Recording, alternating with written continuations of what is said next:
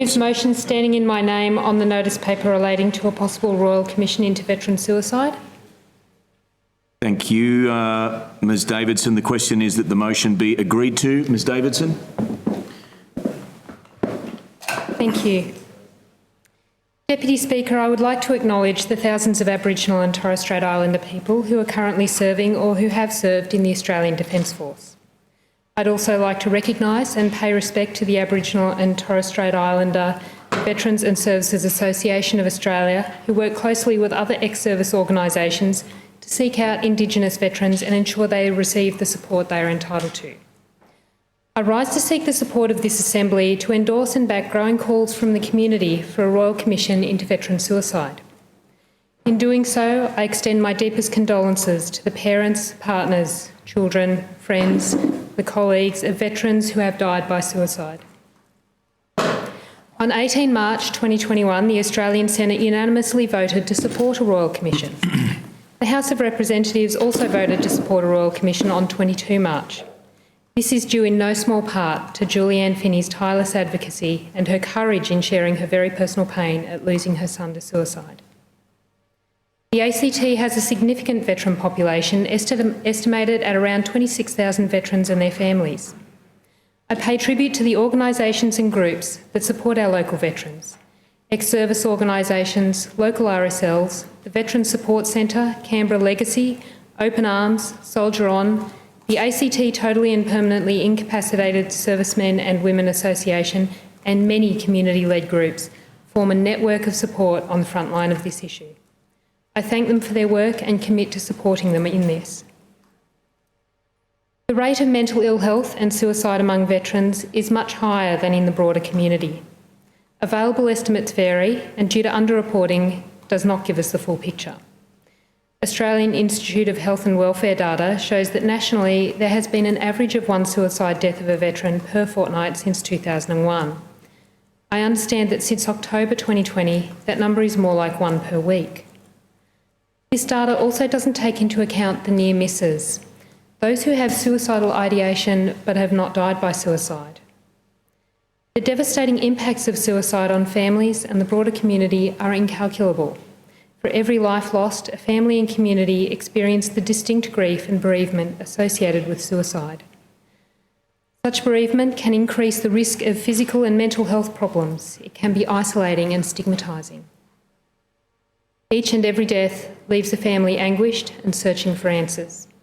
Each loss exposes a chasm of complex systemic and institutional failings. Each death leaves a stain on our national conscience. We know that the rate of suicide in ex-serving men is 18% higher than in the broader population of men, 18%. And the rate of suicide in ex-serving women is 127% higher than the broader population of women. Just take a moment to let that sink in.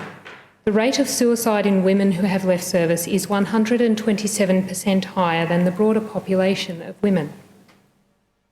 And let me state again that we believe the rate of deaths doubled from October last year, around the time that media coverage of the Afghanistan files intensified, coverage that included public discussion of Australian Defence Force culture.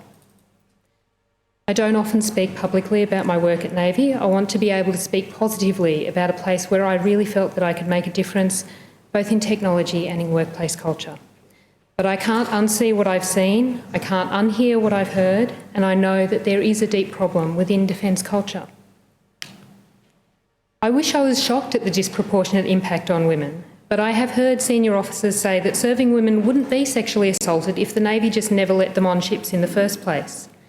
That there were serving women who found a boyfriend on board as soon as they went to sea as protection from other men on board. Lawyers' briefs dismissing a civilian woman's complaint of sexual assault because she chose to go onto the base. The women I worked with who talked about the days earlier in their career when some women hid the fact that they were married because that would have meant not being allowed to go to sea and limiting career progress. The man who was physically assaulted and bullied at sea because he did not perform masculinity in a way that conformed to the extremely narrow standard of some of his colleagues. Have we learned nothing in recent weeks about dangerous workplace cultures, how they relate to power, and how this is informed by ideas about gender? When the Brereton report was published in November, it felt like a kick in the guts to all of us who worked so hard to try and create a positive workplace culture and keep serving personnel connected and whole as human beings. I can claim I'm not responsible because the offenders were not Navy and I did the best I could where I worked, but it doesn't feel good enough to me and it doesn't feel true. I don't have language suitable for this place to express what it feels like. Navy culture at its best encouraged us to set a high standard, to work hard, to show respect and support our team and to take the right action when we see a problem. Governments too need to take the right action to support our veterans. A Defence Force is not made up of trucks or tents or guns. It's made up of people. What kind of society are we if we don't care for and support our people? This is an urgent national crisis. Many reviews and inquiries narrower in scope and lesser in power have failed to stem it. Every time we have an inquiry where independence, scope and powers are questioned and which fails to produce change, trust in those positions of authority is eroded and veterans keep dying every week. This cannot continue. In February 2020, Prime Minister Scott Morrison announced he would establish a National Commissioner for Defence and Veteran Suicide Prevention. While this was a promising first step, the position does not provide the independent oversight needed. A Royal Commission would afford the issue of veteran suicide the status, resources, powers and scope the issue demands. A Royal Commission would pick up the threads of prior and ongoing research and inquiries while ensuring community input and participation and placing it at the highest level of inquiry and on the public record. The community is advocating for a Royal Commission because they are, by design, fearless and independent. The Royal Commission's broad-ranging investigatory powers, including powers of compulsion, capacity to offer protection for witnesses, and ability to identify systemic and institutional failing, would get to the truth.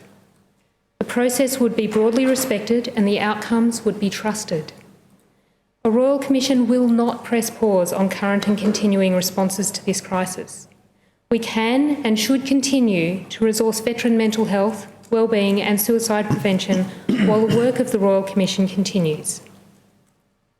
Our Defence Forces have great power, and with great power comes great responsibility.